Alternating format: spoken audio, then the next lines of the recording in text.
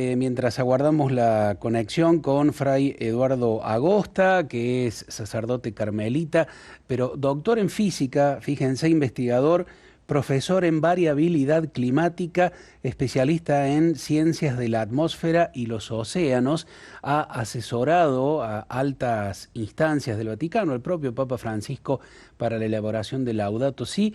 Lo hemos invitado a conversar con nosotros, está en estos momentos tratando de conectarse porque él vive en España, porque queríamos que, bueno, nos compartiera su mirada acerca de lo que se está debatiendo en la cumbre por el cambio climático, la COP29, que se está desarrollando en la ciudad de Bakú, capital de Azerbaiyán, allí en las costas del mar Caspio. Bueno, con muchas circunstancias, muchas cuestiones importantes, sobre todo para el futuro de la humanidad, ¿no? Pensamos en nuestros hijos, nuestros nietos, que van a vivir en un mundo que, si nosotros no tomamos decisiones y cambiamos, va a hacer o va a sufrir más consecuencias de este cambio climático. ¿Está ya con nosotros Fray Eduardo Agosta? Lo saludamos. ¿Qué tal, Eduardo? ¿Cómo estás? Un gusto tenerte aquí en Oh, Radio María. gracias igualmente. Buenas tardes o buenos días para ustedes. Es un placer estar acompañándoles en esta temática y también, bueno, informar un poco a nuestra gente.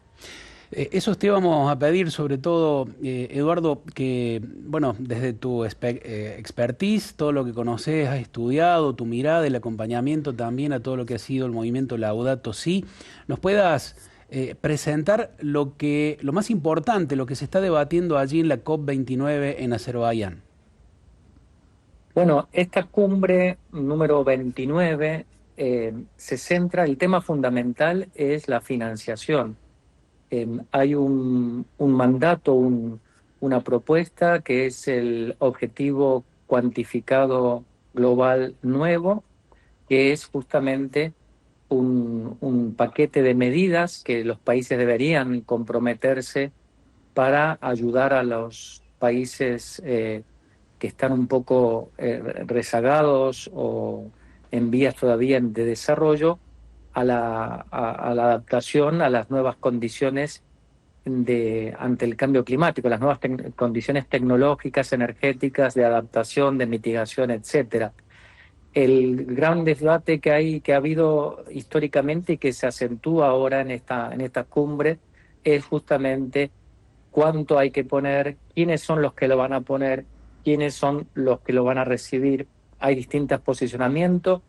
Los países en vía de desarrollo quieren que sea justamente una financiación no del tipo de préstamos, sino financiación de ayuda económica directamente y que sean los países históricamente responsables y los ricos los que aporten.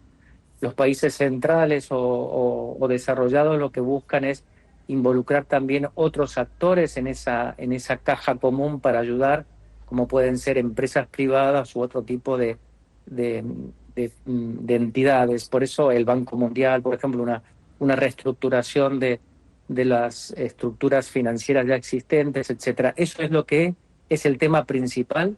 Por eso, si no sé si tenéis en mente, el Papa Francisco, por boca del cardenal Pietro Parolin, ayer pronunció, perdón, el miércoles pronunció su mensaje en el acto inaugural de la cumbre, y ahí dice justamente que espera que esta COP realmente sea audaz en esta nueva arquitectura financiera, que esté centrada en la persona humana y sobre todo en la ayuda para el desarrollo en economías nuevas de baja en carbono a estos países más empobrecidos, porque es una cuestión de justicia más que de solidaridad o de ayuda meramente, sabiendo que hay una deuda histórica, tanto ecológica, en términos de, y también hay una deuda en el sentido del uso de los bienes de la tierra, de los recursos naturales,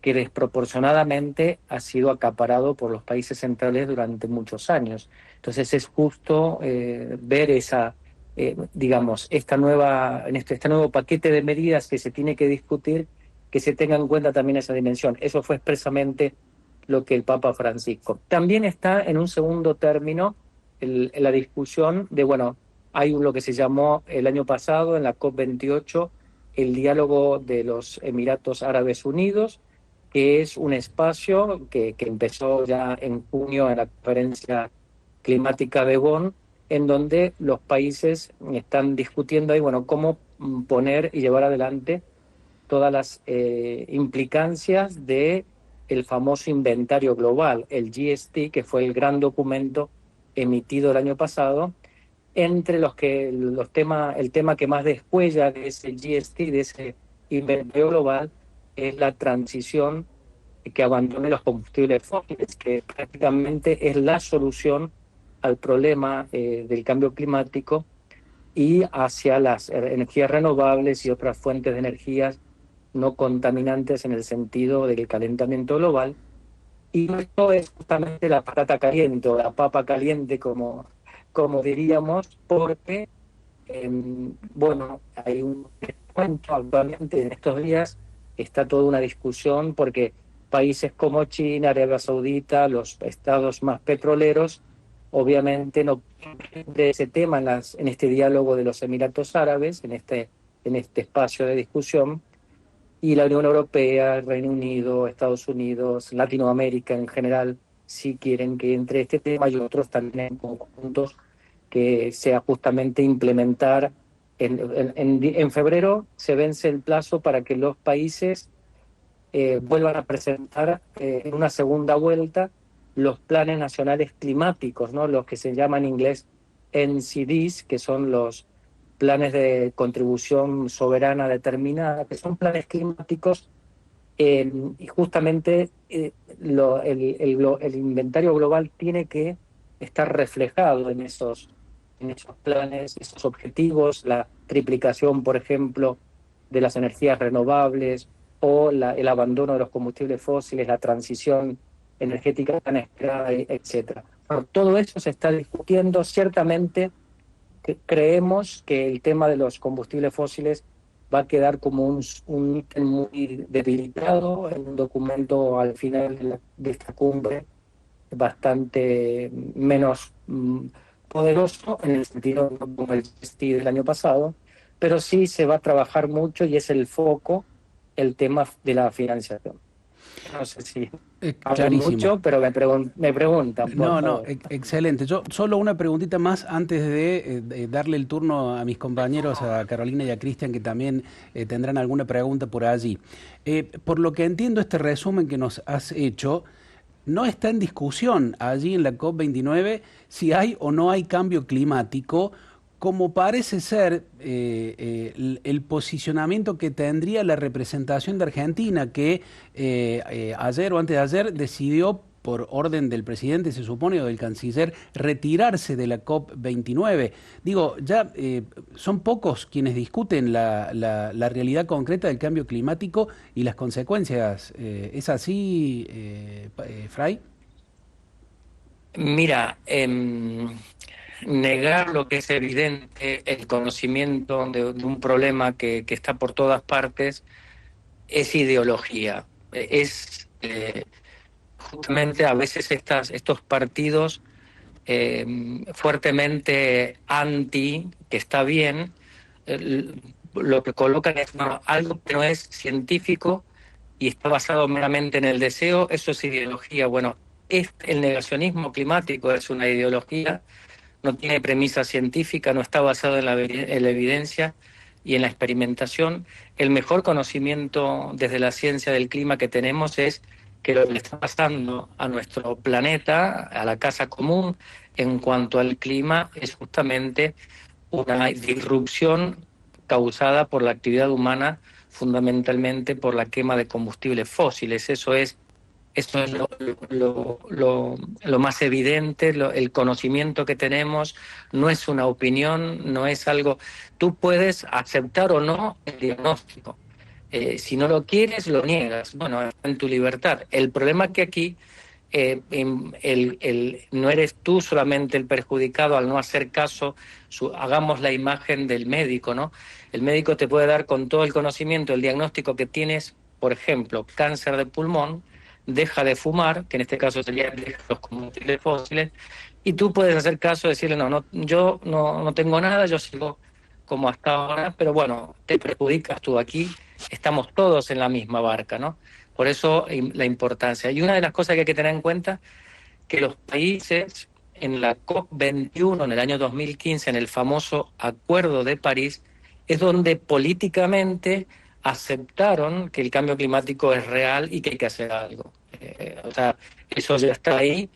Y más allá de que la ciencia del clima sabemos de este problema ya hace más de 50 años, ¿no? Como un problema humano, y por eso se planteó y llegó a las esferas políticas, a las esferas de Naciones Unidas a finales de la década del 80, a partir de la década del 90 empiezan estas convenciones, estas cumbres climáticas, a pedido también de los países. Se crea el panel de expertos de cambio climático intergubernamental, etcétera, etcétera.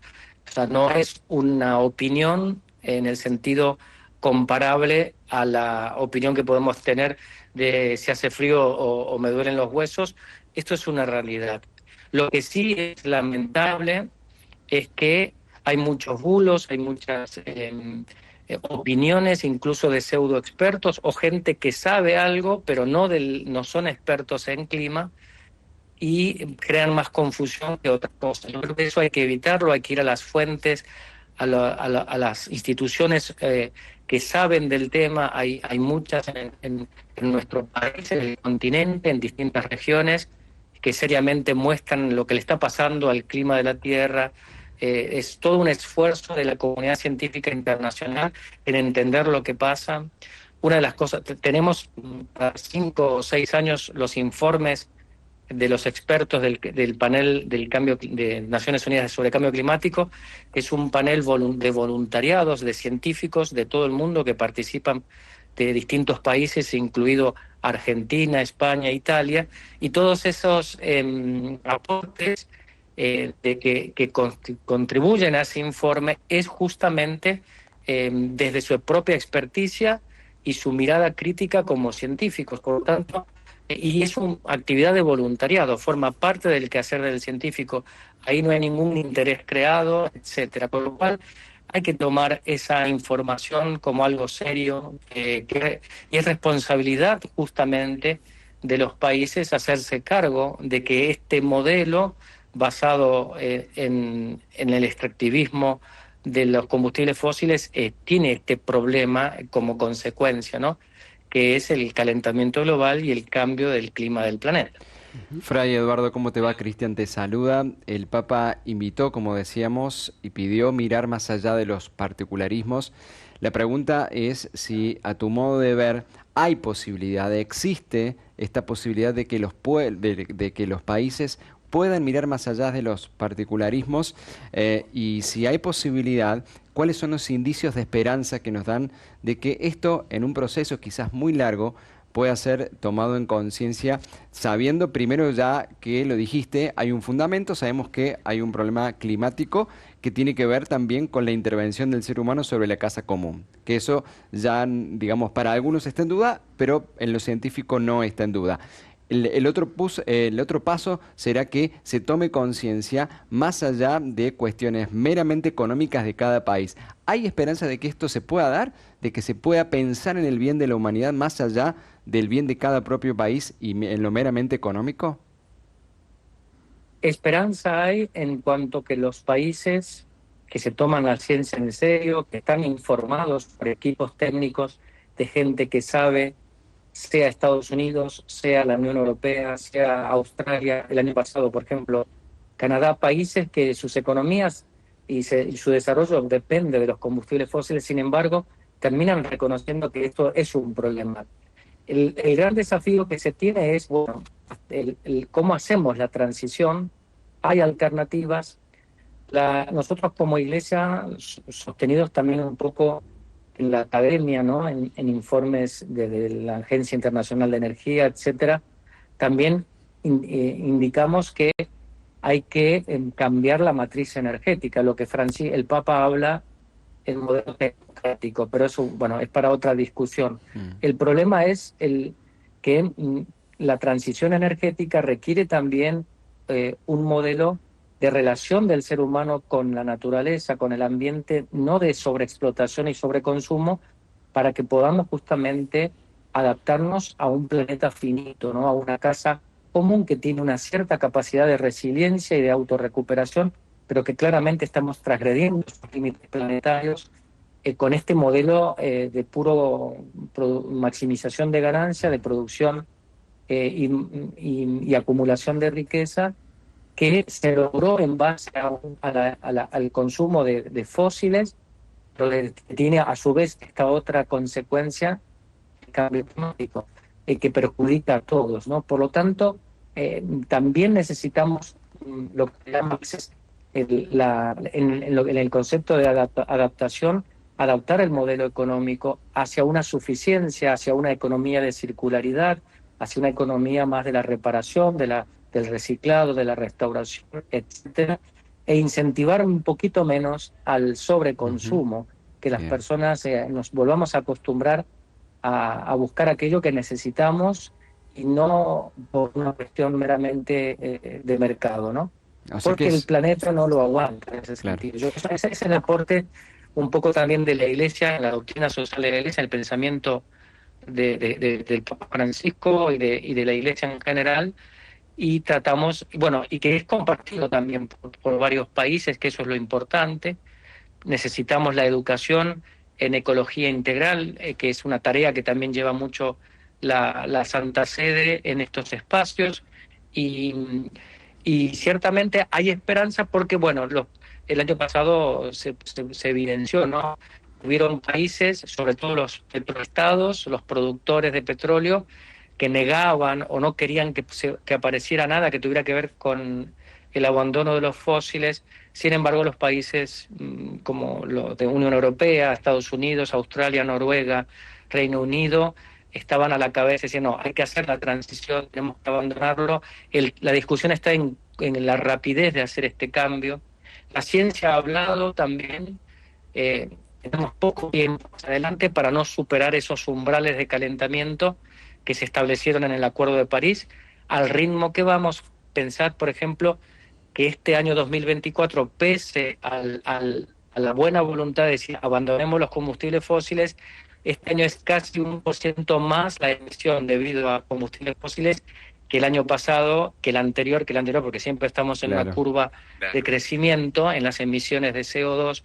O sea, todavía estamos lejos de llegar a ese pico. La ciencia ha dicho que tenemos que llegar a ese pico de emisión el año que viene, en el 2025, y drásticamente empezar a reducir en más de un 45% para el 2030 y en más de un 80% de las emisiones emitidas en el 2020 para el 2050, para lograr no calentarnos más de 1,5 grados centígrados a nivel climático. De eso estamos lejos. Seguramente nos vamos a calentar más, con consecuencias digamos, devastadoras o con problemas serios para varias poblaciones. Habrá que actuar también cuando ocurran esas cosas, y al ritmo que vamos, si no hiciéramos nada, en el 2035 ya atravesaríamos la zona de riesgo, digamos, ¿no? Por eso nos apura un poco el Papa Francisco el año pasado emitió la exhortación apostólica Laudate Deum, que es como un complemento de Laudato Si, fuertemente asociado al clima y a la importancia de la eliminación de los combustibles fósiles por la gravedad del tema, ¿no? Fray Eduardo, te agradecemos muchísimo todo lo compartido. Bueno, nos queda también comprometernos personalmente en contribuir con pequeñas acciones para favorecer este cambio de cultura, dejar de lado el consumo y rezar para quienes tienen las grandes responsabilidades sobre los países se comprometan también en este camino. Te agradecemos muchísimo este contacto y la disponibilidad. Al contrario, gracias a ustedes, que tengáis una buena mañana. Y bueno, aquí estamos a disposición para la próxima. Un abrazo. Después podemos ver un poco los resultados de la COP cuando ya los tengamos, Perfecto. cuando finalice Buenísimo. la próxima semana, ¿vale? Agendamos un nuevo encuentro. Un abrazo. Gracias, Gracias. Eduardo. Un abrazo. Gracias. Hasta luego. Eduardo